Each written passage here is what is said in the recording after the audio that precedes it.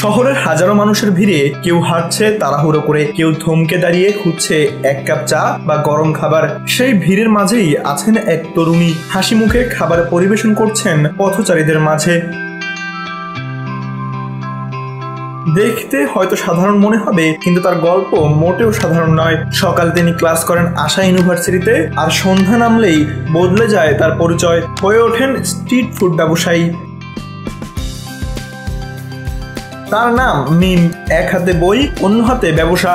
মিম এগিয়ে চলেছেন দুই পথেই সমান তালে। ফুটপাতের এই ছোট্ট স্টলই তার স্বপ্নের প্রথম ধাপ। স্বপ্ন একদিন এই স্টলকে বড় ব্র্যান্ডে রূপ দেওয়া।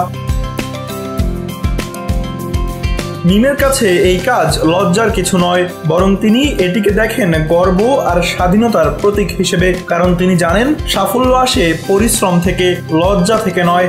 প্রতিদিনের ব্যস্ততা, কোলাহল আর ধুলোমাখা পথ, সবকিছুর মাঝেই তিনি প্রমাণ করে দিচ্ছেন শুরুটা যতই ছোট হোক, সাহস থাকলে স্বপ্ন আকাশ ছুঁতে পারে।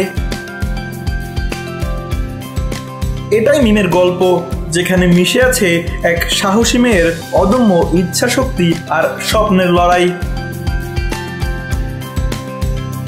News desk, এনপিবি news.